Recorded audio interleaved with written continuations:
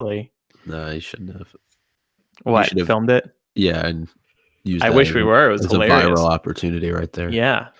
Could have posted it on That's BuzzFeed. crazy though. He's walking already. Yeah. And he knows Alexa before Mama. Oh my god. It's the future, everybody. Be That's what he's afraid. I Be very know. afraid. That's what he's It's going to pretty- call Becca. Yeah. He knows Dada, but not Mama. But Alexa. It's pretty funny. It's funny. It's like it's such a 2019 thing. Like he just hears it all the time, so he picks it up. Anyway. Unbelievable. Mm-hmm. Well, excited for the episode today, guys. Mm-hmm. Yeah. We want to try to do something slightly different in the intro. When we all intro our names, just try to do it a little slower. Okay. Because it's a little easier. You can change I'm to I am. I like that better, but Andrew doesn't. But yeah, I feel like it's awkward if all four of us are like, I am Andrew, I am Eric, I am Laura. It's still just a doing with little our normal robotic. cadences, but Well, what if we just went I just feel like I feel like it's been like kind of a race to get through it, and if we just do it a little slower, it should be better. I don't know. Works for me. All right. We'll try it. It's an ever-growing thing. Yay. Okay. Let's see. I'm trying to think about like how much I can slow down. Want to do some name. test I'm Laura's? No.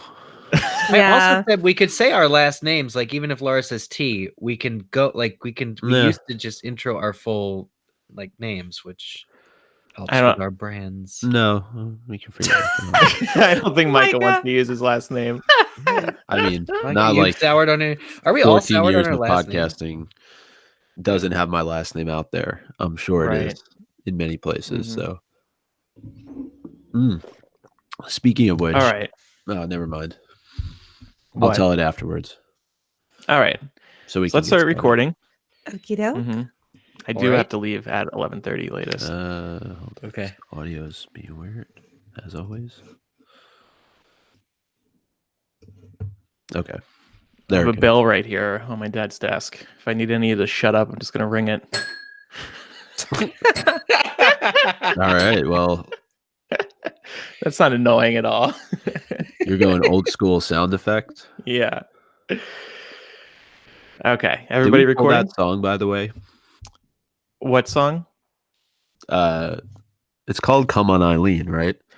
Yeah. So I don't have it set up to play through right now. But if we can add it like as the closing song if you want. Yeah, I think that would be funny. Okay. If you have an idea of where to place it, I have it. Or that, yeah. We'll figure it out. Everybody recording? Yeah. Mm-hmm. All right. Fourth beat. 1, 2, 3, clap. Clap. Clap. 1, 2, 3, clap. Clap. Just make sure we're broadcasting here. Yes, we are. Welcome to MuggleCast episode 416. I'm Andrew. I'm Eric. I'm Micah. And I'm Laura. On today's episode, we are going to discuss Half-Blood Prince chapter 25, The Seer Overheard. We also have This Week in MuggleCast history. Micah thought, let's bring it back. So we're bringing it back. Yes, we are. I'm excited about that. Also an important week in Harry Potter history, right? Battle of Hogwarts week. Yes, good transition. We were all looking forward to J.K. Rowling's annual Battle of Hogwarts apology. We were all glued to Twitter on the morning of May 2nd, and nothing. J.K. Rowling decided not to issue an apology. This is the first time in 5 years, so I guess she's moving on. I don't blame her.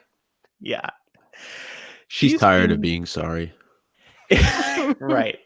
Well, and the other thing is, if she did it, she's been facing a lot of backlash lately. If she did it, people would come out and say, J.K. Rowling, stop changing things. And she didn't want to deal with that. So, yeah, I'm with you, Laura. It's a little bit of a bummer because it was a fun thing to look forward to. Oh, well. Something fun was, I think she did, however, change her profile picture and header image on Twitter on that day. Yeah. Which That's I think is a giant middle finger to everybody. yeah, agreed. That's weird. She still hasn't tweeted in 2 months, but she went on that day to make an update, and it was not her annual apology of killing a Yeah. character. Yeah. Yeah. Interesting. So, you know, we have another year ahead of us before the next Battle of Hogwarts anniversary, and maybe she will return to Twitter, and maybe she'll return to making those apologies. Warner Brothers is kind of apologizing. They announced last Monday, right after we released our last episode, that Fantastic Beasts 3 has, well, they didn't say delayed. They said, hey, everybody, we have a release date for you now. And it's 3 years after Crimes of Grindelwald. It is November 12th, 2021. And filming is going to begin next spring. So nothing's even happening for the next year. Wow. Ouch. Yeah.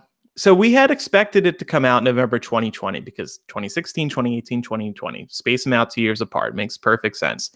And then, you know, reviews were kind of mixed for Crimes of Grindelwald. And Kind of.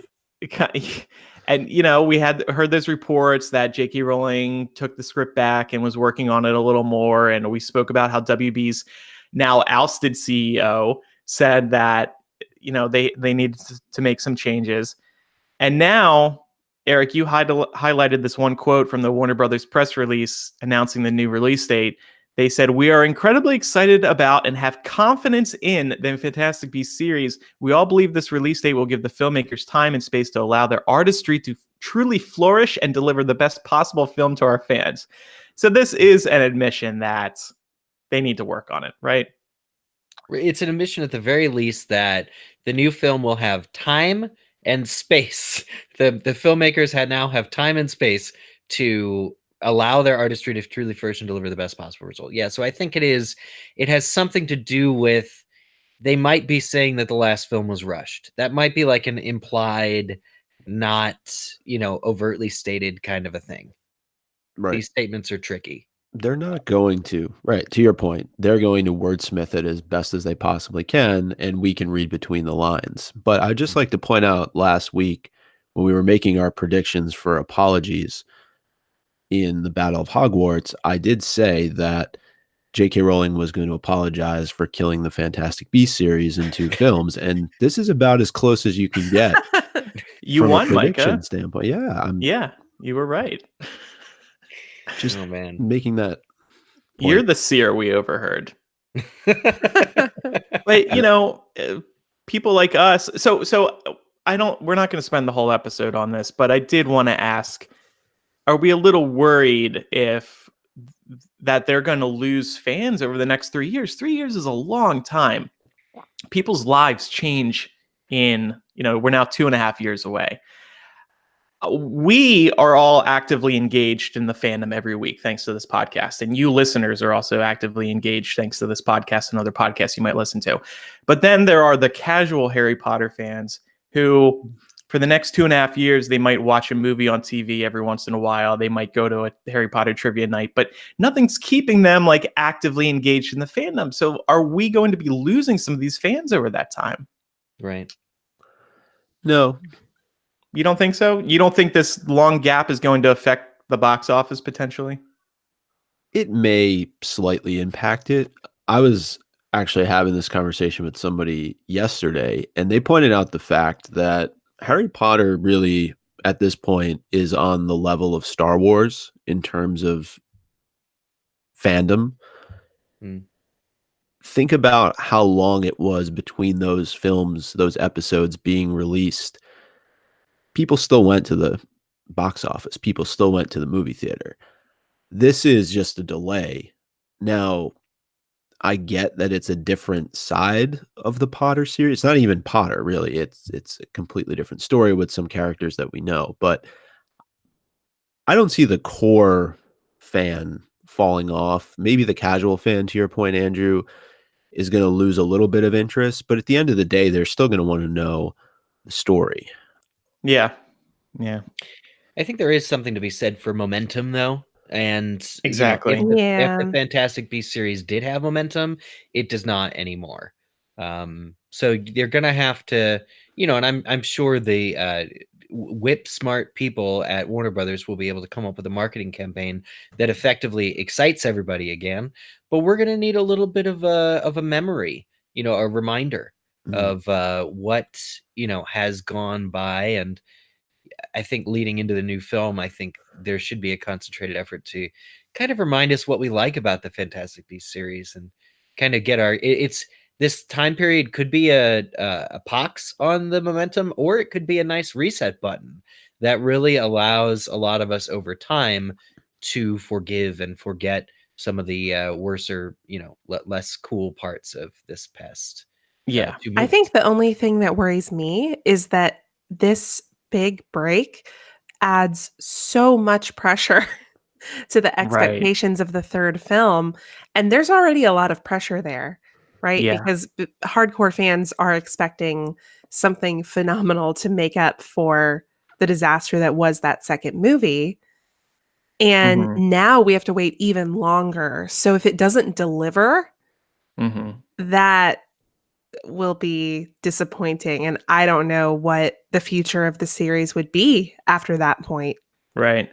For the record, I'm happy to see this delay if it means the film is going to be fantastic. It's worth it. It's absolutely worth it because, as I've said previously, the franchise is on the line right now. The sanctity of the franchise is on the line right now. They can't pump out 2-3 more movies that are trashed by critics and by a lot of fans. And in fairness, I know even some of our listeners out there, they really like the movie and good, but it needs to be liked by more people. So, yeah, it would be great if J.K. Rowling would write like a book like in like a year or two that comes out in like the summer, and it's just like, here's where the Fantastic Beasts series, here's where our characters currently are at in book form. That cool. Kind of hints at, maybe through character development, hints at some of the threads that are going to be plucked in movie 3. That might be pretty cool. And we don't know yet what the time difference is going to be between films. We suspect not very long, but at the same time, the next 3 films have to eclipse the next 13 or 15 years of Harry Potter history. So I'd like to see maybe a book just as a change of pace for this franchise. I really think this franchise has suffered from not having that book, and I think we should have one. But that's in part what's made it so much fun as well, is that there isn't a book. There's frustration. We've talked about that and not being able to go back to some sort of written text. But I also think that's what makes it enjoyable, because you don't know where the story is going. You don't have the books right in front of you to be like, okay, well, I know that this event is happening in movie 4. And I think there's something to be said for that. It's also really interesting to me to watch how, when we were reading the Potter series, there was always that expectation of another movie, another movie, another movie. And there was never any fear that Deathly Hallows wasn't going to be made. If anything, it was how many parts was it going to be cut into, right? And now here we're talking about Fantastic Beasts, and it's clear that they're really doing a deep dive here. They're really reassessing where this series is, because, to points that have already been made, if this next film doesn't live up to expectations, it could very well be the end of the Fantastic Beasts series. Yeah. To be clear, I don't want a roadmap book. I want a book that, if J.K. Rowling's failure as a screenwriter is not being able to show character motivations very well, I want a book that is already set like during the time period of the first 2 movies, like something like that. I don't want answers as to what's coming, but I think that having more of a basis in narrative and prose would allow us to get a little bit more on board with some of the plot lines are in the current series that were introduced and what her intentions for them were. I don't know. I just, it's a sad time to be completely without J.K. Rowling, because I think J.K. Rowling would have some interesting things to say about each of these developments. Well, when you first said, I want J.K. Rowling to write a book, I thought you were going to say, I want her to write a tell-all. You can call it What Happened, and we can hear how we came to this moment. I don't feel like I'm not like demanding accountability for her, but I want her to be able to flourish. All I want for us as a Harry Potter fandom is to be able to see the Fantastic Beasts series the way J.K. Rowling sees it. the way J.K. Rowling, David Yates, and David Heyman see it, and apparently attempted to do with the second film, but I don't know what the hell they were doing, because it was very confusing. I do wonder, though, given all the trouble that seems to have come out of this last film, if J.K. Rowling will go to somebody like Steve Kloves and get his input on this upcoming film, given how much work he did in screenwriting. I think so. All of the Potter films, with the exception of Order of the Phoenix. Yeah, I think so. And look, J.K. Rowling, she's an author. She's not a screenwriter, and there's no reason to blame her for that. Like, she isn't skilled at writing screenplays. I bet she's been receiving help behind the scenes even since before the first movie, because it's a very different process. So, and I'll just say a final thought on this, that it's unfair to put it all at her feet. Definitely. Right. I think you need to remember that David Heyman, David Yates have been involved in this series from very early on, especially David Heyman. So if they're comfortable with what was the final product of The Crimes of Grindelwald, it's just as much their responsibility as it is J.K. Rowling's. Yeah. Point well Yeah, taken. this was a group effort. What are we going to do for 3 years? Oh gosh, I don't know. This podcast, I guess. Yeah. Vacation. Well, yeah, and we know we have some ideas for what we're going to do with MuggleCast over the next 2.5, 3 years. I think we'll be fine. I would like to see Pottermore, J.K. Rowling, or Warner Brothers do something. I'm still harping on this Harry Potter TV series. Warner Brothers, they're going to be launching their own streaming app to compete with Disney and Netflix. They need some originals, some exclusives, and I really think a Harry Potter TV show would be perfect for that. But I won't get into that again. We'll see. I think we should just all go to Orlando and ride Hagrid's motorbike adventure on a continuous loop. Hagrid's Magical Creatures motorbike adventure. I knew I missed a couple words. I want to know what everybody's going to be calling it, like the tourists who have no clue what it's called. What are they going to actually call it when they're asking for directions? Like, how do I get to the Hagrid ride? How do I get to that adventure ride?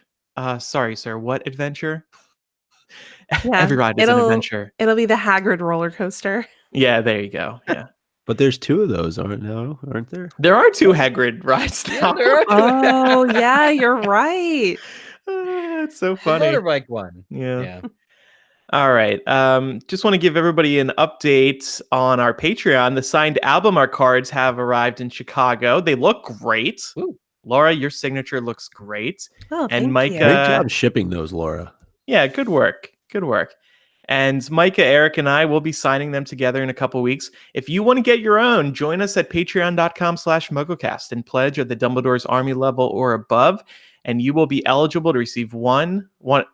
You'll be eligible to receive one if you remain a patron for at least 3 months. You must join by the end of July, though, in order to receive one, because we want to, get our list together. So do that soon. And by pledging, you'll also receive instant access to lots of other benefits, including our recording studio and bonus MuggleCast. We released one last week in which we asked, what if Draco Malfoy died by Harry's Sectum Semper curse? And we had a great discussion there. So again, patreon.com/MuggleCast. Thank you everybody who is supporting us. Because of you all, we are weekly again. And we are going to be weekly until 2025 when Fantastic Beasts 3 is finally released. So we have lots of time to fill, and we're looking forward to it. So, Micah, you also wanted to look back on what we were up to this day in history, this week. Yeah, this is always a cool segment, given that we've been at this now for almost 14 years, to take a look back and see what was happening all those years ago. And the first one that popped up was episode 265. We released this on May 8th of 2013. And we were just talking about the theme park. The Wizarding World Orlando confirmed that it was expanding. It was going to be creating Diagon Alley. And we actually analyzed whether a fire-breathing dragon was a good idea in 100-degree weather. Because that's the kind of stuff that we talk about.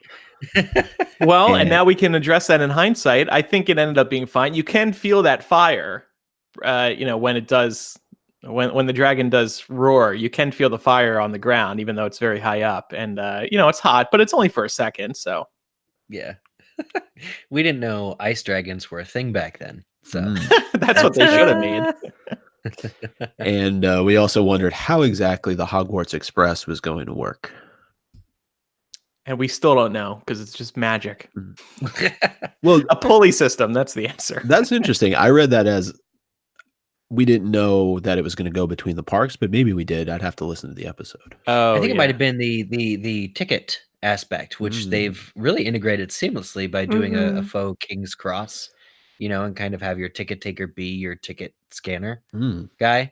I don't know. It's pretty cool. And I knew there wasn't that much room in the backlot for that. They really crammed it in, but they made it work. Yep. In the end, I'm just excited because of how really well they pulled off Diagon Alley. It's Definitely. So fantastic how you can take a train, the Hogwarts Express, from one Harry Potter land to another and move between theme parks. I'll never get over that. It's great. Yeah. And actually this next one is timely too, given our recent discussion about the upcoming Fantastic Beasts film. So episode 144, this was on May 4th, 2008. So 11 years ago. Wow. It was titled Manly Mathematical Men. So Laura, I'm just going to go and take a guess and assume that you were not on this episode. No, I was not. A lot of these involved Jamie, and when Jamie was involved, we came up with some interesting episode titles. Yeah, he's an interesting guy. So definitely is. The big story on this episode was that Potter left the New York Times bestseller list for the first time in over a decade. And fans thought it was the end. Yeah, well, couldn't blame us. 11 years later. Yeah, I was going to say, wait 11 years and we weren't counting on script books and screenplays. Yeah, well, and of course, I mean, Cursed Child, that shot to #1, and I think that was #1 for a few weeks. It was never as big as one of the original 7 books, but in this era of publishing, it did very well. Yeah. And then just a couple of honorable mentions. Episode 89 was May 6th of 2007. We did our trailer talk for Order of the Phoenix. So if people want to get a sense for how far this podcast goes back, all the way back to the 5th film being released. David Yates looks like he's going to be a great director. That was before book 7 came out too. Yeah. So remember that the first 100 episodes of this podcast were before book 7. And episode 38, way back May 7th, 2006, it was titled A Very Moody Podcast, and people can probably guess who we talked about in that episode. It was one of our character discussions, and so if listeners who are relatively new want to go back and get a sense for some of the episodes that we did over a decade ago, we did a lot of character analysis, including this podcast, which was about Mad Eye Moody. Awesome. I loved those character discussions. Yeah. Those were a lot of fun. Yeah. It's very funny to read the show notes too, with a lot of the questions that we came up related to these characters, because we're just, what's going to happen to Moody? Also, this month in MuggleCast history, Andrew was born. So I hope you are all preparing your gifts. That's right. The big 3-0. Shh. What? The big 2-0? Yes, that's right. Turning 20. Very excited. Very excited. Oh man. One of us. How are you? How are you celebrating? Yeah, right. Welcome to the club. Well, how are you celebrating? I don't like parties. Me and Pat might go down to Nashville. I'm thinking over Memorial Day weekend just to go exploring. But yeah. I'm glad you're going to be 20, Andrew. It's really wonderful. That means you started this podcast when you were 6 years old.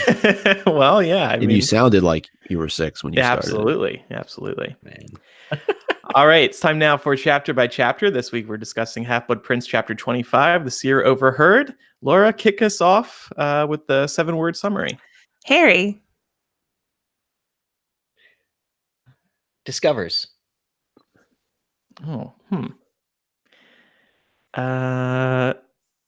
who listened to the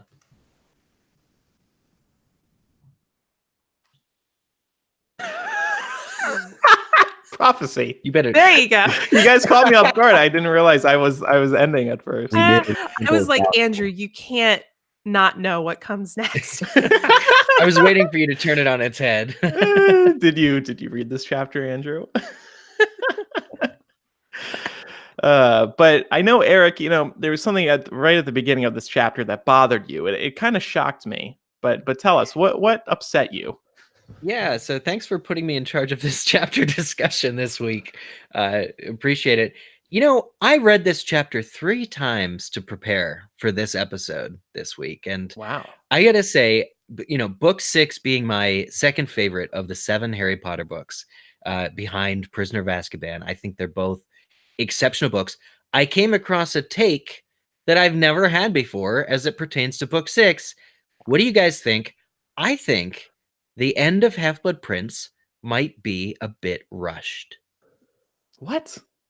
Yeah, I think the end of book 6, starting with, if not this chapter, the one right before it that we read last week, I think the end of book 6 is a little rushed. There's a lot of information here in this chapter, and it's not just how the chapter starts, which I'll talk about in a minute, with the 3-week time jump, but there's a lot of information, and Harry doesn't really have time to process it because we're off to the cave, we're off to destroy Voldemort, we're off to save the castle from Death Eaters, we're off to mourn Dumbledore. It's a lot of big plot points, but it feels to me kind of like, especially with this chapter, might be a little rushed.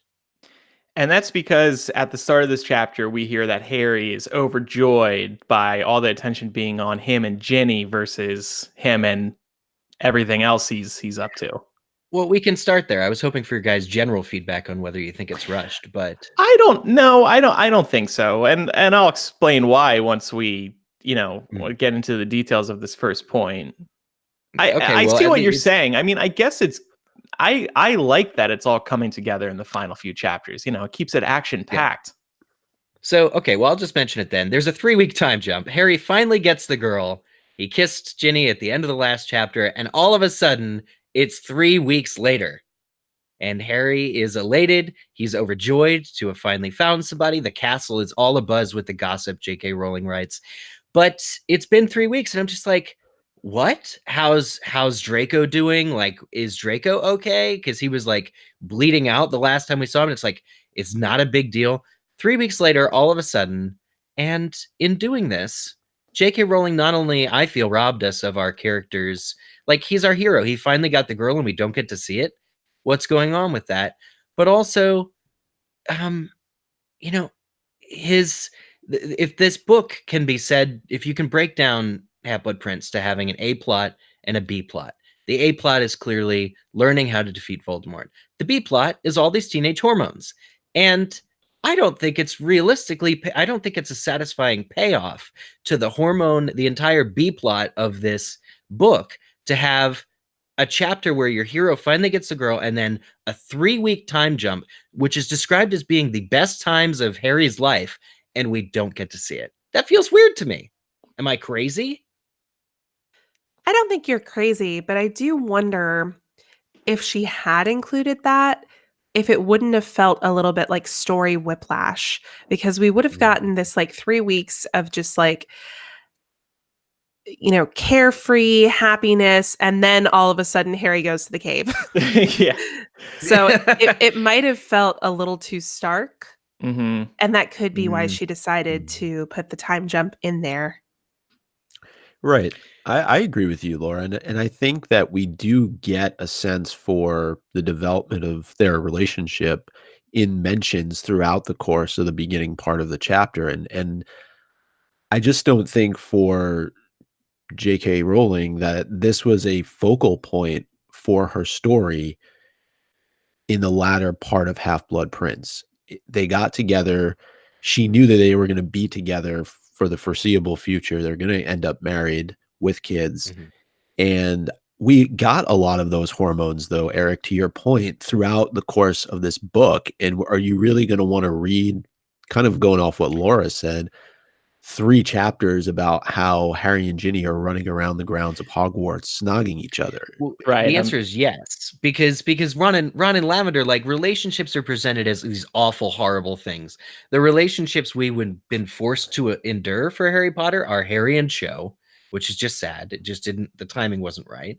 And then Ron and Lavender, and we got chapters and chapters of Ron and Lavender and how it upset Hermione and all this stuff. And when we finally have what's presumably a mutually consensual and healthy relationship, we don't get any of it. And it's just a shame. Like, the chapter starts off with Ginny laying against Harry's legs. And I'm like, this is nice. They're joking about a tattoo that he may or may not have. It's hilarious, but it's all assumed. And, I became less angry at the film when rereading this chapter. Because if you wonder why the movies underserved Ginny, it goes back to the books. The books underserved Ginny.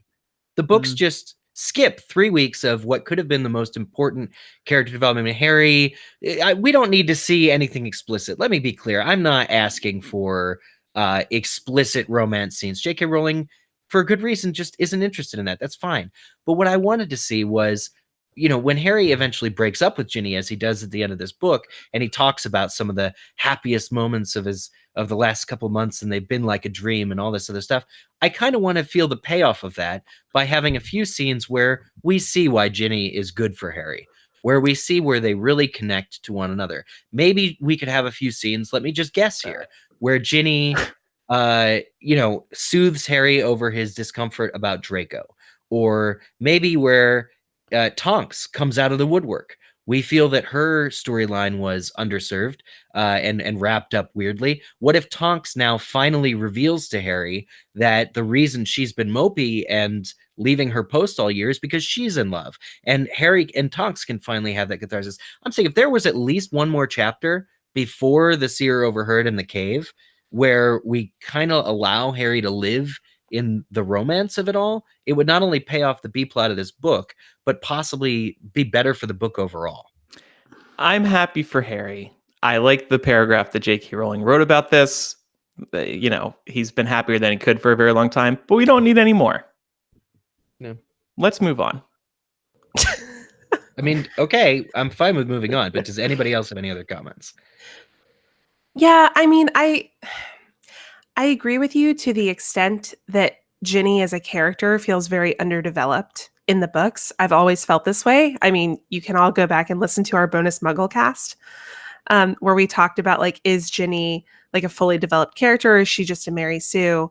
I don't feel like she's very well developed. And perhaps including some of this additional context would have helped with that. But I feel like the big problem here is that she wasn't very well developed before she got into a relationship with Harry.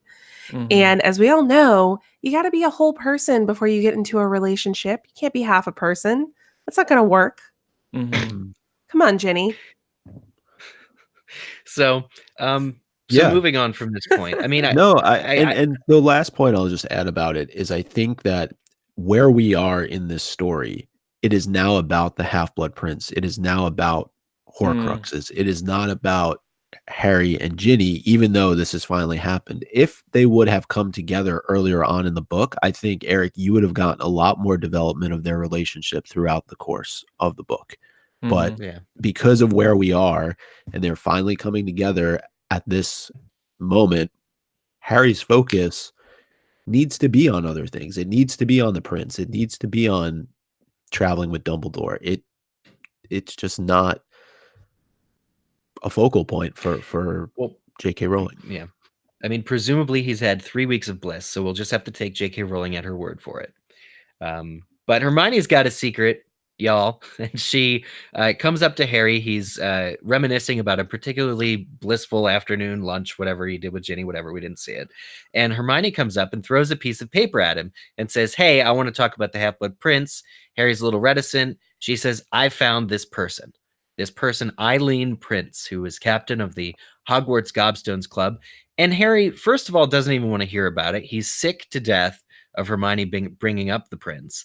But he kind of really scoffs at the idea that this woman could be the Half-Blood Prince. And first of all, he says to her, I know it's a boy. I know it's not a girl. I just do. But he's kind of scoffing at Hermione. And we know thanks to the benefit of the end of the book, that Hermione's pretty much struck gold here. So what are our thoughts on sort of this interaction between Harry and Hermione? Well, I think it's hilarious that he's convinced that it's a guy. It's just like there's no way a prince could be a girl. And I mean, he's right that it is a guy, but for him to assume so strongly, to be so convinced that it is a guy, is a little too far at this stage. Yeah, but let's think about the time this was written. Like, this takes place in the 90s. It was before we tore down those gender constructs. Well, I think we're still tearing them down, but yes.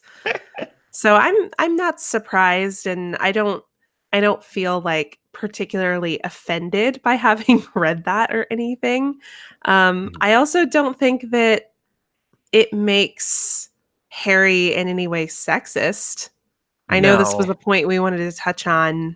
Well, here's the text. Quote, "They looked at each other and Harry realized what Hermione was trying to say, period.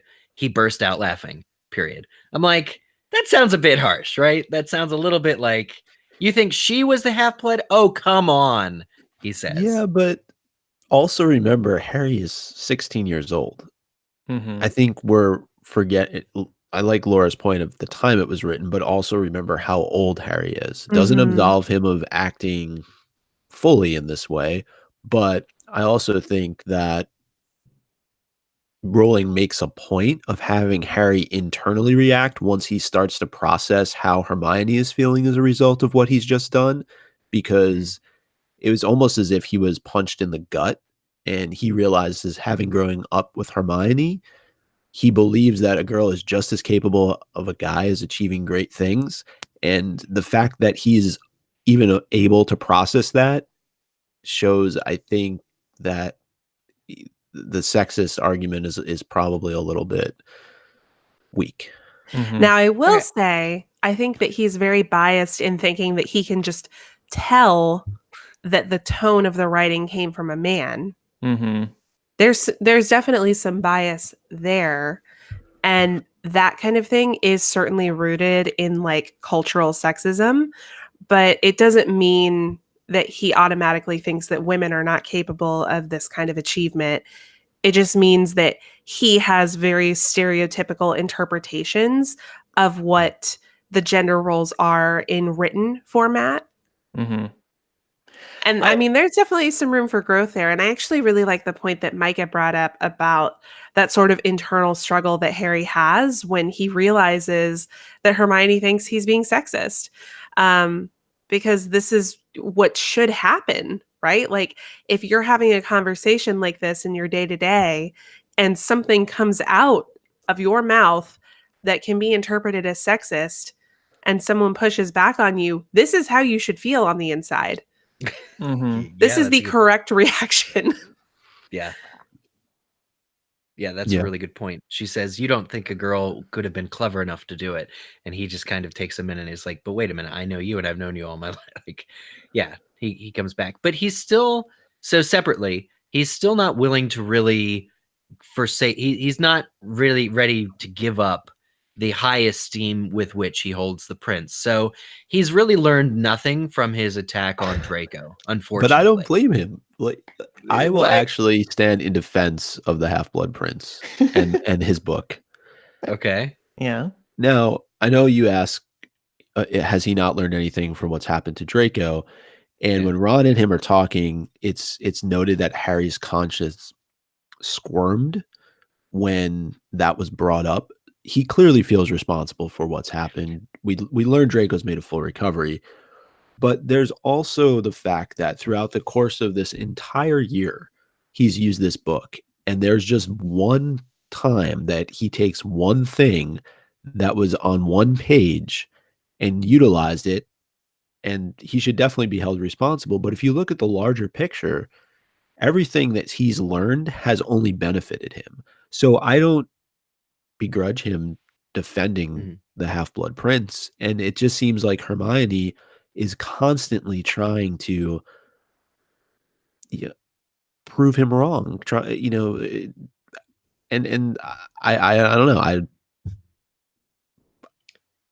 I'm willing to defend him. Mhm. Yeah, I mean, I will point out where it says his conscience squirmed.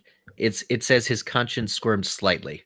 Is actually the full quote. So He felt I think bad, but just a little bad. He felt a little bad about Draco. A little bad.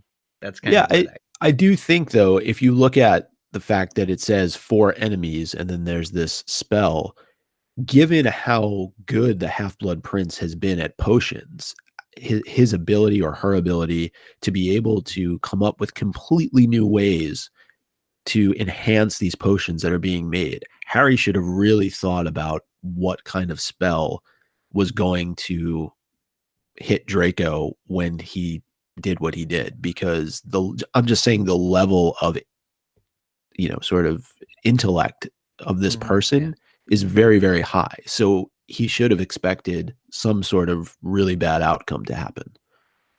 Yeah. And I agree with your defense of Harry. I think understanding the position he's young, he's very vulnerable to these figures who he kind of remind him of himself. Look at Chamber of Secrets. He also defended Tom Riddle's diary, even after being told not to trust something if you can't see where it keeps its brain. So that's clearly a lesson he hasn't learned. But also in defense of Hermione, she's a much better big picture thinker than Harry is. So he's only able to conceive of the prince in this like small sphere of influence that he's had on Harry's life, whereas Hermione is able to see the bigger picture consequences of what a book like this can mean. And that's why she's so against it. And I think that's sort of the disconnect these characters are having, is he's interpreting her criticism as being solely of him. And maybe she's not doing a great job of presenting the bigger picture of like why this book is problematic by drilling in too much on Harry, like effectively cheating in potions. But I think that's where the disconnect between these characters lies at this moment. God, I think that's brilliant. And it's also a good segue to just a little praise point for Hermione. I think it's unbelievable that she really, uncovered this Eileen Prince article, this old Gobstones article in the Daily Prophet in the library. Like, good for her. Like, was this not just amazing investigative journalism on Hermione's part, knowing that we know she's on the right track? It's amazing. Without Google. I mean, that's the most impressive part. Imagine anyone trying to find a random person's name in some archives without Google these days. You have to read every name. Yeah. She really wants to prove her point. And she'll do anything to prove her point. Works around the clock for 72 hours. Yeah. Also, but worth connecting the thread, though, with Chamber of Secrets, because Hermione is the one who ultimately discovers what is in the chamber and what's attacking all these students in the school. And she, in Half-Blood Prince, begins to unravel the identity of the Half-Blood Prince. And I don't think, again, that's by coincidence that she's at the center of discovering really the secret of each of these books. And in both cases, she discovers something, but isn't really able to reveal it until after the fact. Like she, will soon discover who the identity of the Half-Blood Prince is, but it won't matter because Snape has killed Dumbledore and Harry's chasing him down, and Snape will just tell Harry about that. So, her information is really brilliant, but it's kind of cut short because the plot gets in the way. Yep. And actually in bonus Mugglecast, we are going to discuss what if Hermione discovered the truth about Snape being the Half-Blood Prince in that particular moment. Would it have been too much info for Harry to find out about in one chapter, given what he learns about Snape? Not too long from now.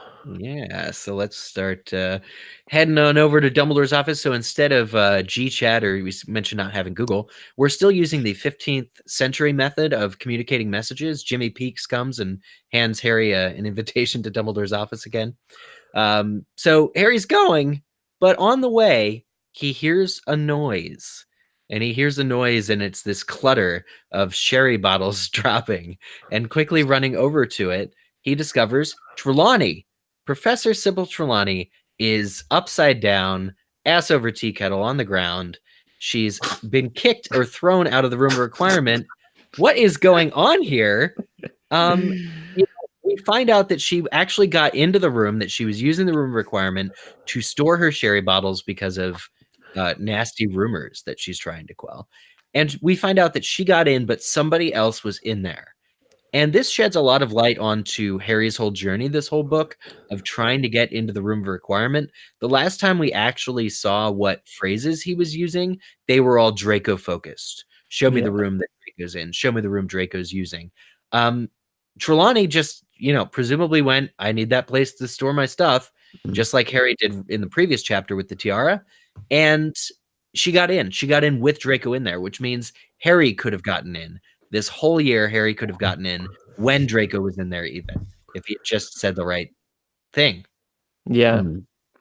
Yeah, it's an interesting development. I'm also, when I was reading this chapter, I'm also wondering why she needed to hide. So the rumors were what? She's an alcoholic? Is that what we're supposed to assume? Okay. Yeah. Yeah. Well, maybe you are Trelawney and you should just own it. Maybe not an alcoholic, but maybe you just drink a little too much. Yeah. Yeah. But apparently she'd been using the room for years and she was not aware students knew everything about it. So Harry's really super interested in this idea that, Trelawney says she heard somebody whooping. Whooping, I guess, is how I whoop. Yeah, whoop. Doesn't sound like a noise Draco would make, but I know. I just imagine him in there like whoop. Yeah, I would picture him more like like Bowser from Mario being happy, just like Well, especially after what's just happened to him, he's in no physical condition to be whooping. Yeah. Yeah. Doesn't it hurt the diaphragm that he just got severed from the spell? Yeah, but Trelawney says she would hazard a guess that it was a male. Harry knows instantly that it's Draco, and Harry, who's on his way to Dumbledore's office, suggests that she accompany him. However, the plot happens, and Trelawney is so thrown off by, kind of what she's just heard that she begins to talk about how Dumbledore, well, first of all, Dumbledore has told her to visit less, which I want to talk about because can he do that? And what exactly does this say about, what do you mean, did he do it? Don't come to my office.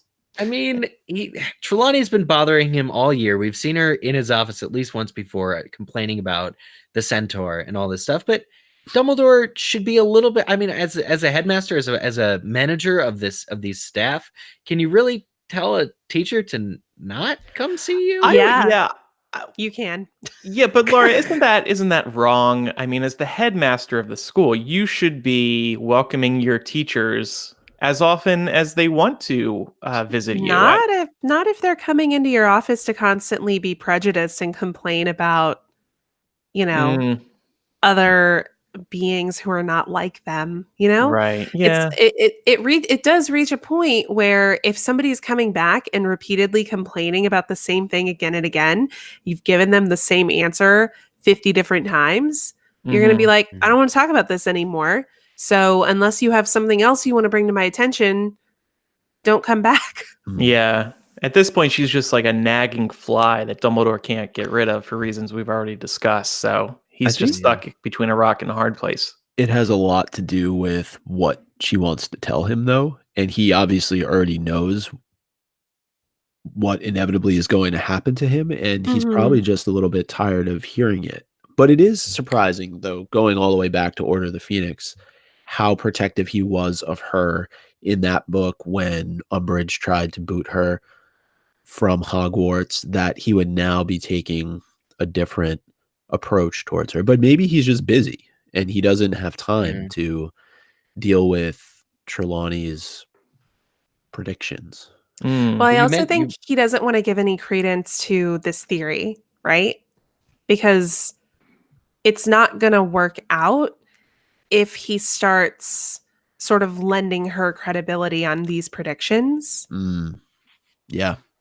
And so we're talking about these cards that she's pulling for Dumbledore, and she is starting to, much like she did with Harry in book 3, she's really starting to predict Dumbledore's death. Yeah. Right. Yeah.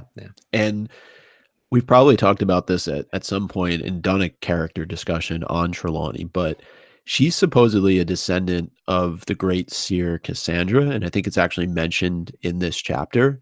And Cassandra in Greek mythology was fated to accurately predict the future, but have nobody believe her. And I think Trelawney has a bit of that going on, particularly with this prediction about Dumbledore.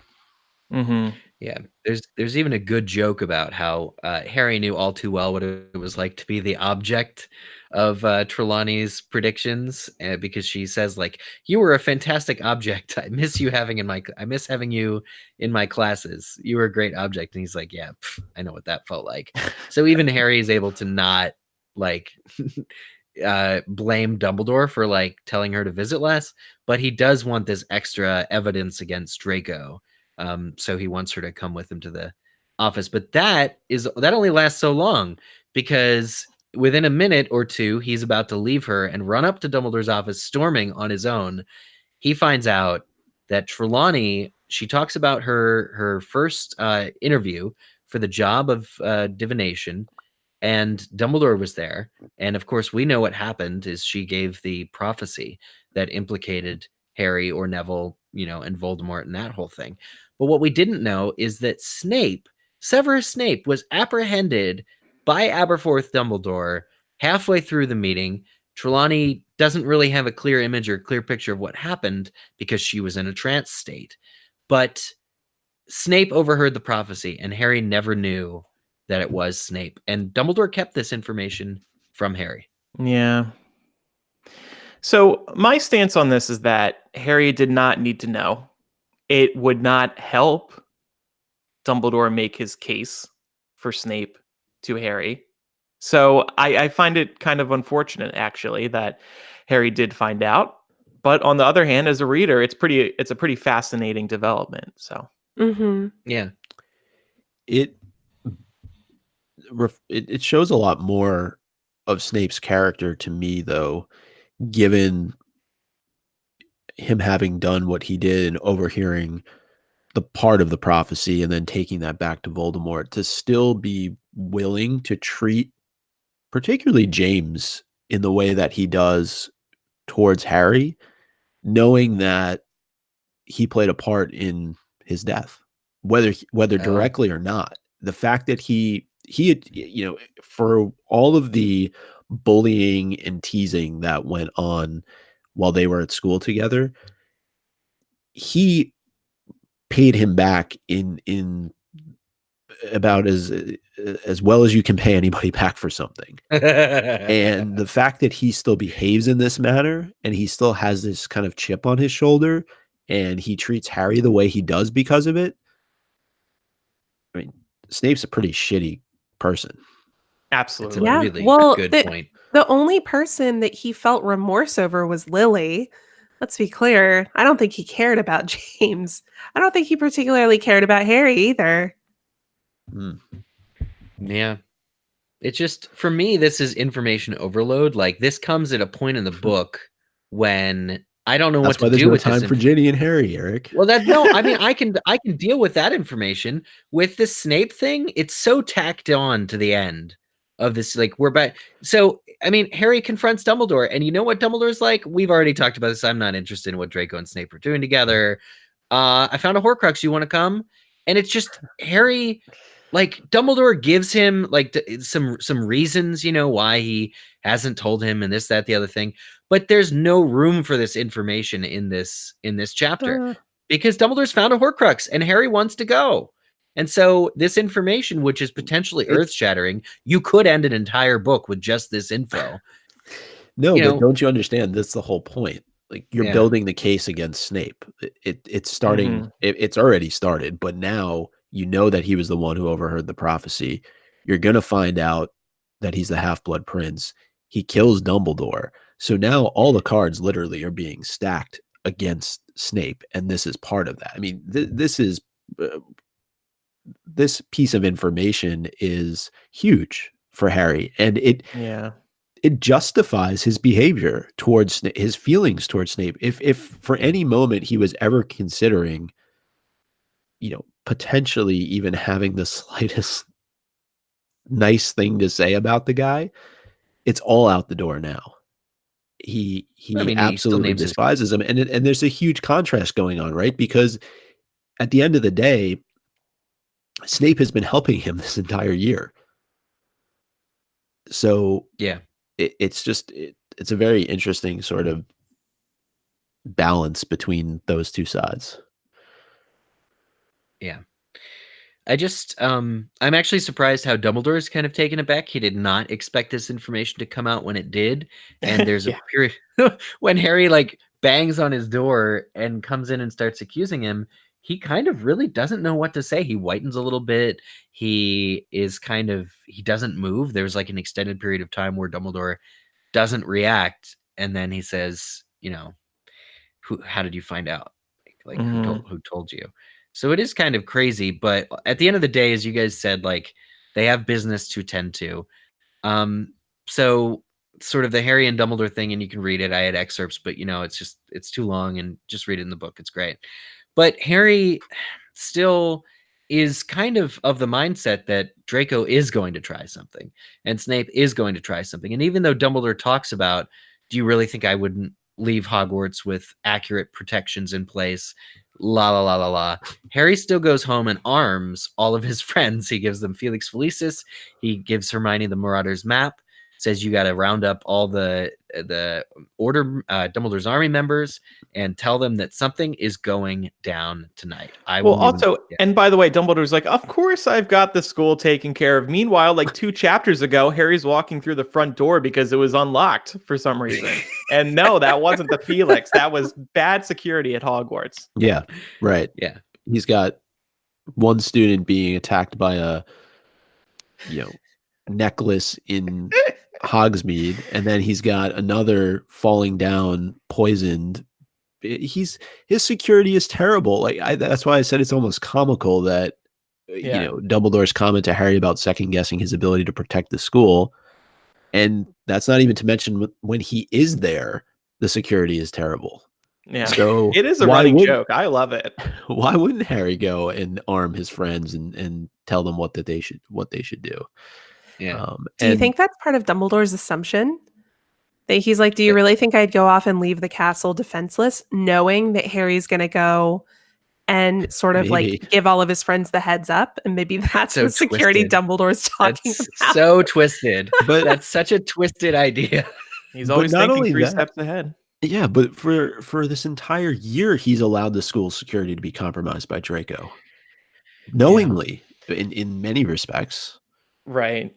Because he knows, I mean, can you fault him for that though? Because he knows this is how the plan needs to go. Once he wants Draco to live. Yeah. I don't know. It's just Dumbledore's in maximum bullshit mode right now. He was thrown off by Snape overhearing the prophecy. He wasn't expecting that. Yeah. He's off his game. So the interesting thing about going back a second to the conversation that they have, Dumbledore is still protecting Snape's deepest secret, the whole love thing that he has for Lily. What he says to Harry is, you have no idea of the remorse Professor Snape felt when he realized how Lord Voldemort had interpreted the prophecy, Harry.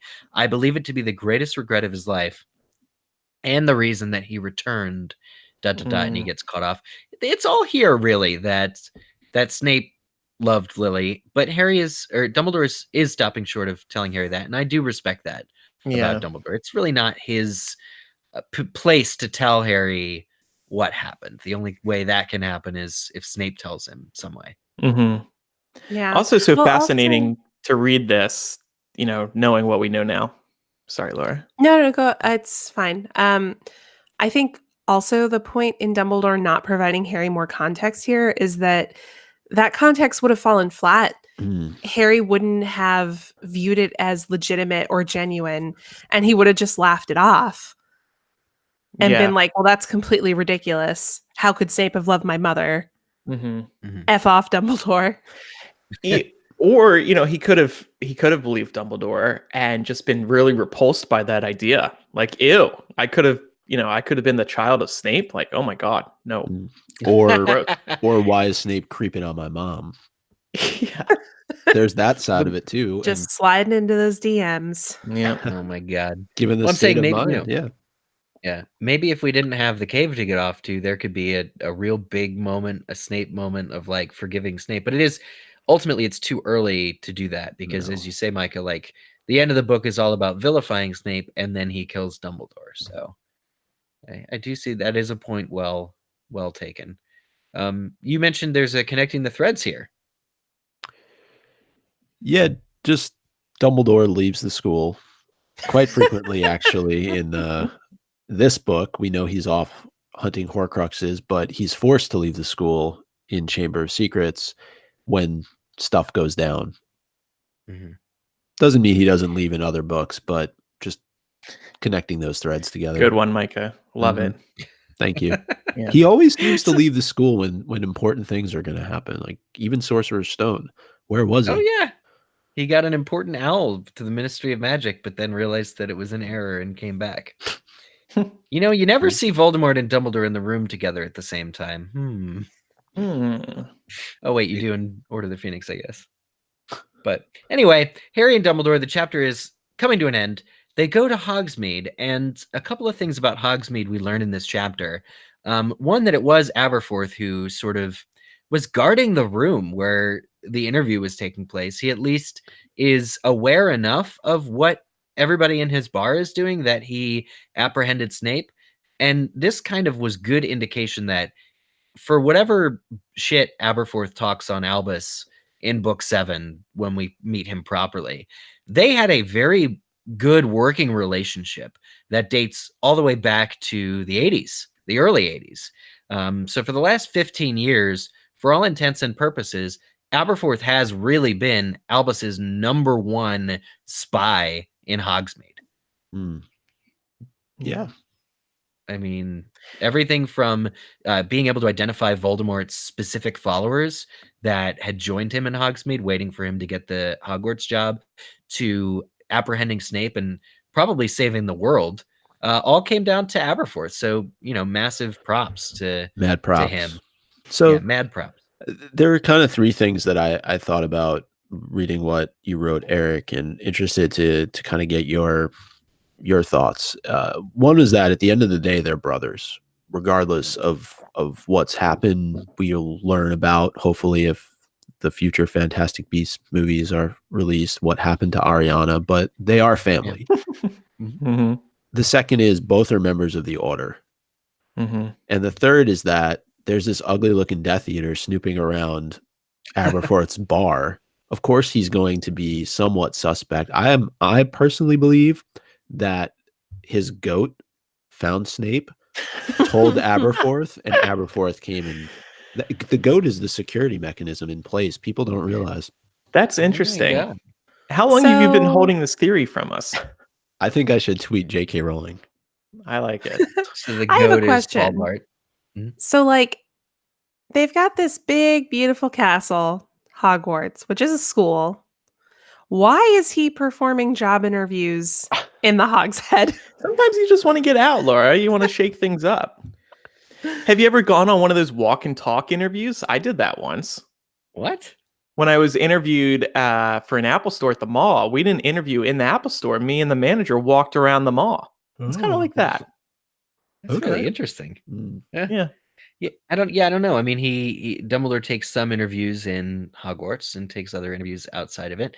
It seemed fated that it should be in the Hogshead, though, because we know that the barman over there came in use when dispelling riffraff. It's also I don't mentioned know. Towards the end of the chapter, though, that Dumbledore frequents both the Three Broomsticks and the Hogshead. So clearly he does conduct his business outside of Hogwarts. Yeah. And who knows, maybe he's meeting up there for a little something. I mean, look, when you I mean, I work from home, so I'm a little bit of a different situation, but you like to get out. You like to shake things up. And if Dumbledore's working and living at Hogwarts, you want to go outside and you know, remind yourself that you're not trapped somewhere 24 hours a day. Yeah. But I'm just saying they're both bars. Maybe he's in the market. I never took the Three Broomsticks and the Hogshead to be places where gay men meet and, you know, do whatever. Next time I'm at Universal, I will see if I'm I been don't missing know. anything. It just struck me as a weird interview because didn't she say that he called on her like in her room where she was Yeah, staying that to she- have the interview? Mm. Yeah. Can you See- imagine someone showing up at like your hotel room to be like, okay, let's have the That would interview be now. weird. I mean, that's like what we see in this freaking Me Too era. That's what Harvey Weinstein was doing, meeting with these women in hotel rooms. We know Do we- that's not what J.K. Rowling was getting at. But Yeah. Do we think that Dumbledore somehow knew a way to coerce to bring on the prophecy? Because she said she hadn't been feeling well. Trelawney says she hadn't been feeling well and that she hadn't eaten a lot that day. And she still to this day does not know that she delivered the prophecy when that happened. But do you think somehow the reason Dumbledore met her in her room was to force that kind of a reaction? oh wait, he wouldn't want the prophecy to happen. He would want to witness it if anybody does. Yeah, I guess that's true. Like if it's gonna happen, it might as well happen in front of me so I can hear it. But I So mean, it yeah. would have been Yeah. better if it didn't happen. Period. Like I mean, crack, it's just a question of like, can you know that a prophecy's coming? Is there like a Maybe little there was a rumble in the prophecy. ground? Maybe there was a prophecy that a prophecy was coming and that he had Oh, to be God. there when he cracked the skills. Crackpot, yeah, my crackpot theory is Dumbledore controlled the circumstances of his interview with Trelawney because he knew that that would happen and that what he wasn't controlling was the Snape factor. So, yeah, because I think it is a question. Why do the interview there and not just across the way at Hogwarts? And Harry and Dumbledore are off. They leave the Hogshead or they're in that street. Rosmerta's throwing somebody out of the bar. It's a typical Friday night or whatever. And they sidelong apparate to the cave, which is next chapter. Dun dun dun. All right. Dun. So, time for rename the chapter. Andrew, what'd you do? Mine is Harry Potter and Half-Blood Prince, chapter 24. Whoop whoop. That is a weird reaction to successfully fixing a vanishing cabinet. Draco didn't do that. I want J.K. Rowling to rewrite these books and change that line. Maybe it was one of the Death Eaters on the other side. Did you hear that, Draco? Whoop whoop. It was Fenrir Greyback, and what he really said was woof woof. And, just translated wrongly. I renamed the chapter Harry Potter and the Half-Blood Prince, chapter 24. A funny thing happened on the way to Dumbledore's office. You know what I realized, guys? We've been the wrong chapter number. Chapter 25. My bad. We didn't update let's that part of the doc. Yeah, can you just re-intro your... Sure. Harry Potter and the Half-Blood Prince, chapter 25. Whoop whoop. Harry Potter and the Half-Blood Prince, chapter 25. Yep. Okay. And Micah, what was yours? Just Harry Potter and the Half-Blood Prince, chapter 25. No. Snape the Shitty Sneak. Okay. And Laura? Mine is Harry Potter and the Half-Blood Prince, chapter 25, Ron's tramp stamp. Nice. Funny little pygmy puff, but I didn't say where. This is why I want a whole chapter of Ginny, because Ginny-isms are the best. MVP of the week, Andrew, who'd you give it to? Definitely Trelawney, because Harry deserved to know that it was Snape. He needs that. He needs a complete picture. Yeah. Yeah, for sure. I gave mine to Draco. It took him a very long time, but I think it's still pretty impressive that he ended up fixing the Vanishing Cabinet and really accomplishing his mission. Nobody thought that he would do it, but he got this far. He allowed the Death Eaters into the Hogwarts. I decided to go with Dumbledore, not Albus, but Aberforth, for catching Snape. Okay. And I went with Hermione for figuring out the whole Eileen Prince thing, even though Harry ignored it. Cue the music. Eric, yeah, maybe you can just pop it in there. Come on, yeah. Eileen. All right. So next week we will discuss chapter 26. The Cave. Is that what it's just called? The Cave? The Cave. Yes. All right. I was there about a month ago. Yeah, good. So you'll be able to give us a on the ground report from that experience. All right, it's time now for Quizzitch. Yes. Last week's question: what unlikely companion does Harry find outside the room of requirement? And we know based on our chapter this week that it was Trelawney. Fairly easy considering her confession is the highlight of this chapter. But congratulations, as always, to people who win, people who submitted the correct answer to us over on Twitter using hashtag Quizich. They include, but are not limited to, Olivia Kenny, Hannah C., Kat, Count Ravioli, Liam, Sarah A.K. Weensey, Sarah Davis, Karen Frode, Juliana Coughlin, Marlena, Fluffy McNutters, Jason King, the Jessley Hallows, Taro Devi, Devi, and Mandrake Patronus.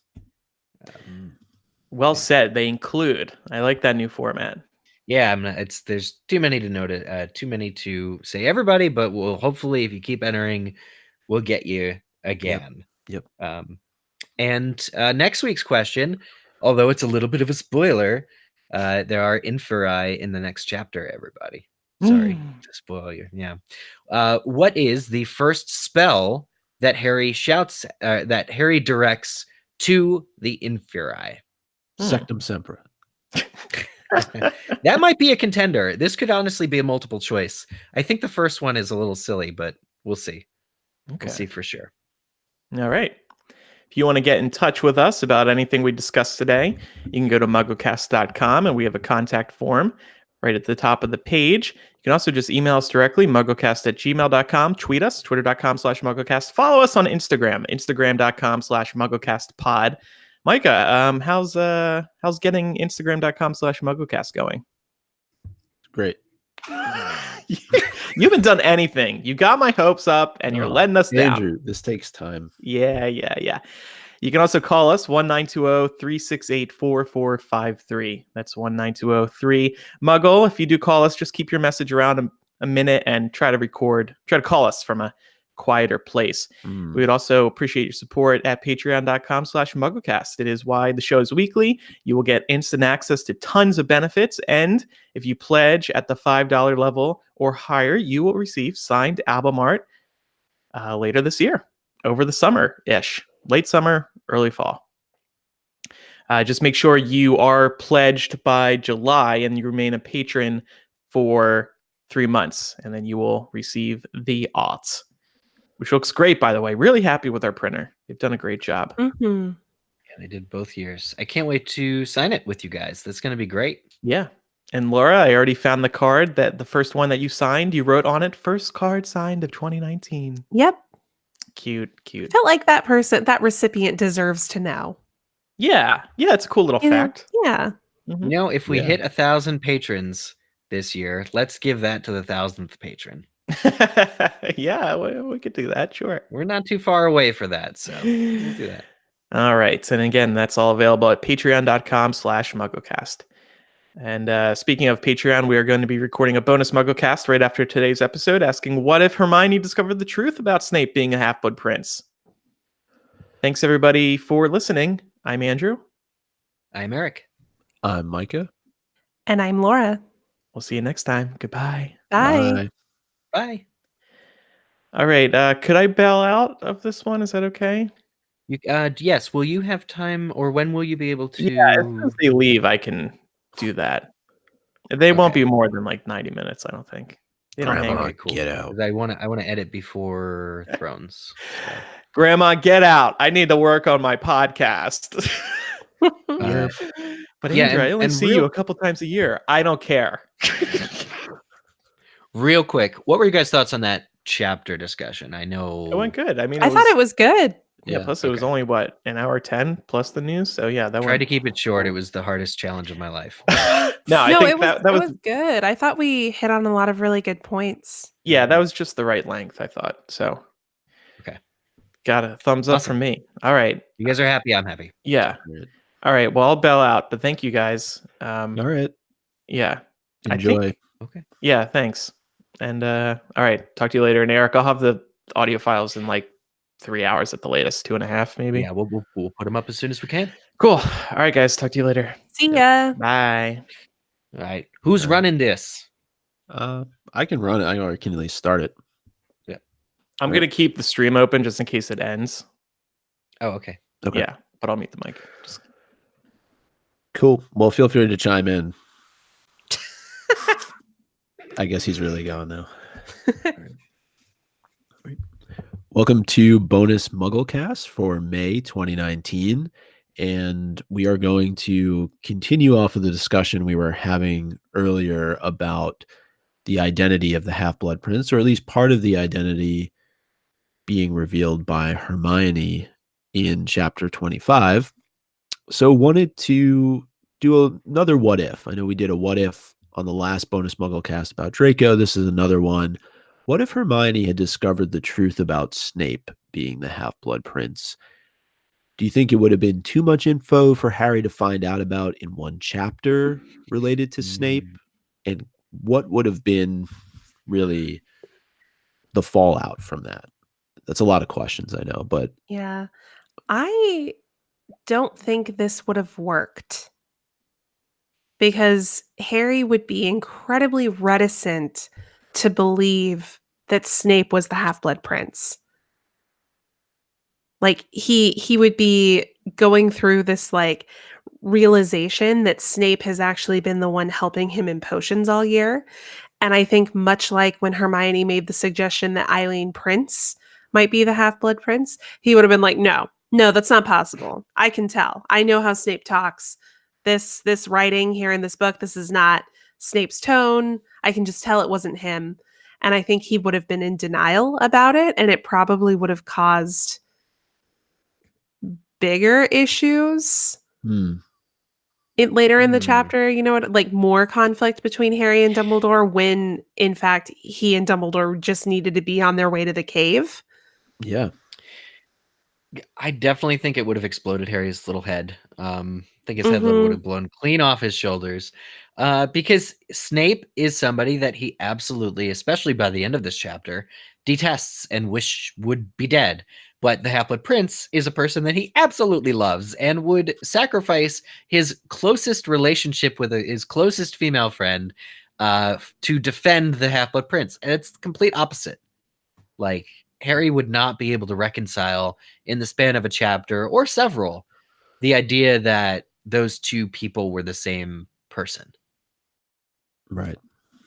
I agree. I think it would have been information overload for Harry between finding out that Snape had been helping him for the entire year and then bumping into Trelawney and finding out that Snape was the one who overheard the prophecy and trying to reconcile that in his mind. It would have been a lot, but I think there needs to be a lot of kudos given to Hermione because she's able to find out this information on Eileen Prince, and presumably there had to have been other princes that attended Hogwarts. The fact that she happens upon the one that's Snape's mom is coincidental, convenient. Right. Because I think it was actually, like you said, there must have been more princes. I was about to say, oh, but what if his mom was a muggle? But actually his dad was the muggle. Tobias Snape was his name, as I recall. And so there would have been princes, mom, dad, sister, brother, whatever, probably would have been it. So yeah, great for Hermione on kind of harping. Maybe just J.K. Rowling didn't develop the family tree past Eileen, but still, in canon, I think it's pretty special. Do we think that Harry would have went and barged down Snape's door instead of Dumbledore's door? That's what I was wondering. Like, how would that interaction play out? Like, sir, you know, I've had your book. I'm sure you know. When were you going to tell me that it was you? But also, what is this shit about you and my mom? Like, but also, like, I could see him being like, so wait a second, you left this laying around for anyone to find. I found it. You clearly knew I had it. You know this is dangerous, and yet you let it continue on and you just use it as an excuse to bully me for the sins of my father. And you've been giving me all this attention. I could see that kind of interaction going down, which would be really distracting from what actually needs to be done. Yeah, we talked about this on the show too, of what needs to happen. The cave needs to happen. But again, this goes back to my feedback of, is the ending of this book rushed? Because you could have a couple of chapters, 2 or 3 chapters, where Harry is like, where Harry discovers this information. Hermione could have gone to the library the day after Sectum Sempra happened and uncovered this, and you would have gotten much smoother transition to the end times, the end scenes of this book than what we got. My thought is that she probably did start going to the library after the Sectum Sempra incident, and she's just now found the information. Yeah, she manually scanned every surname in all of the Daily Prophets. I will say a thought that occurred to me that was somewhat interesting, and this is all in light of the fact that Dumbledore tells Harry in book 7, I counted on Miss Granger to slow you down. I do wonder, is it possible that Hermione could have put some of these pieces together and been trying to like lead Harry to the conclusion because she knows that he would not outright accept that it was Snape? Yeah, do you mean like, is Hermione's goal to get the fullest, most background picture before approaching Harry with it? So that it's irrefutable evidence by that point? Yeah. I mean, Harry, bless him, is still going to try and refute it, which I think goes back to like, he wouldn't believe it even if presented with the fact. Yeah. It's not, which reminds me of what Micah said during the chapter discussion, was that this is what has to happen. It has to kind of be this onslaught of information so that Harry, it really ramps up the villainousness of Snape for the end of the book. Like in that moment, and we'll get there soon enough, but when he kind of professes to Harry, it was I, the Half-Blood Prince, all along, you kind of are supposed to feel that anger that Harry feels, I think. Right. And you get an entire book essentially that's been dedicated to Snape, and without us knowing it. Without us, yeah, that's the best part of J.K. Rowling's writing, is that we have no idea. But yet, what I find so interesting is that going back to, I think it was Christmas time, and Harry's having the conversation with Lupin about who could potentially be the Half-Blood Prince, and he's really eager to find out that maybe it was his dad or maybe it was Sirius, but he never for once, at least that I remember, could think that who's really good at potions that I know. Like that never crosses his mind once, and that's just shocking to me. Well, he's only capable of imagining someone he admires being the Half-Blood Prince. That's a good point. Yep. Yeah. I mean, and Hermione tells him in this chapter too, in the Seer Overheard, she says, okay, well, I'm going back to the library to do some more research, and the first place I'm going to look is old potions awards. Surely Snape, in his own right, Severus Snape, probably got the most potions awards for when he was at Hogwarts, you would think, unless he was sort of a wallflower and kind of retreated into his book. Maybe the reason the Half-Blood Prince's book is so full is because Snape was channeling his brilliance through the things that he wrote about in there, and maybe he didn't seek external acceptance. So suffice it to say that if Hermione had discovered the truth about Snape in that moment, all hell would have broken loose. Yes. Or Harry just would have ignored Hermione even further. He would have been in denial for sure. But really love letter to Eileen Prince, I think. She was presumably a really good, social member of Hogwarts group. She was president of the captain of the club. Nobody talks about gobstones anymore. Like, good for her.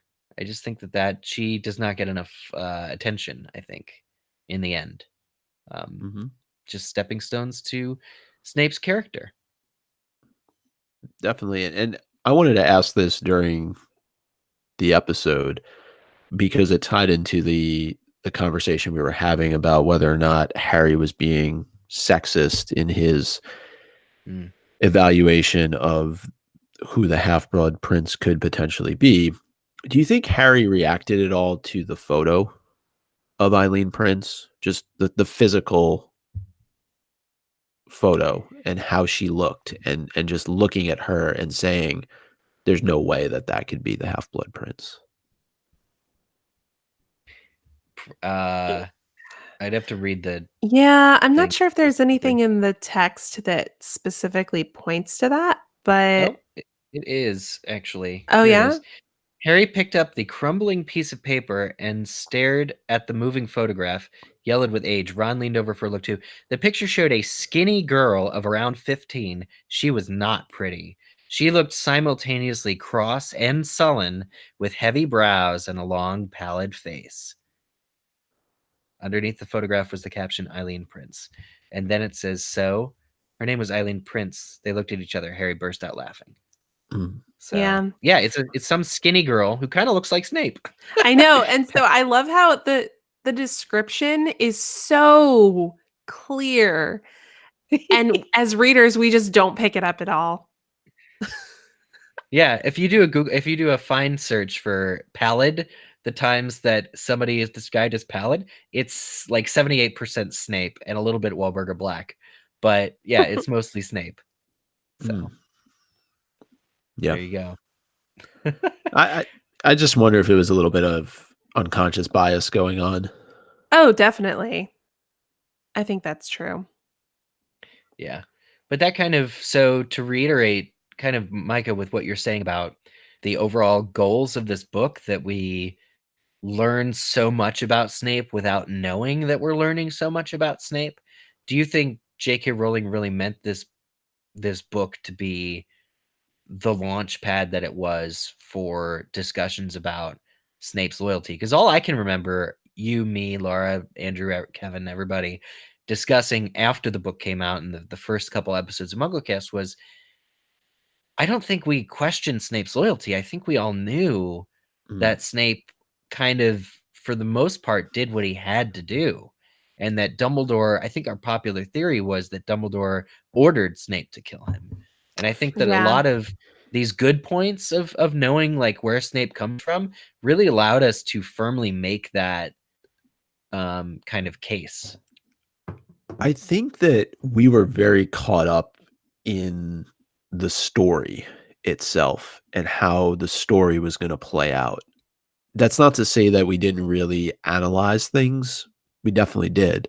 But I think that looking back on it now, I don't know that we would have had a conversation of this level where we were really looking deeply into Snape's behavior and his personality and the things that he did as much as we are right now. I think, to your point, we were just focused on being right about Snape being directed by Dumbledore to kill him, and we're going to find out in Deathly Hallows that Snape's really been on the quote-unquote good side the whole time. But the more that we look at who Snape was as a character, as we go back through it and do these chapter by chapter analysis, the more we realize how much was actually there that we probably just glossed over because we were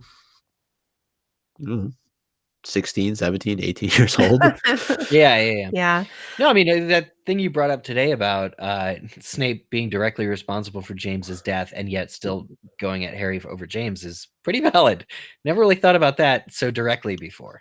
So right. And I think it speaks to what Laura has said many times on the podcast, which is just because somebody is fighting for the side that we're rooting for doesn't necessarily make them a good person. Right. Yep. Or we'll maybe paraphrased a bit there, but yeah, no, you're right. We'll probably get an email from somebody in defense of Snape again. But we'll add it to the collection. Yeah, definitely.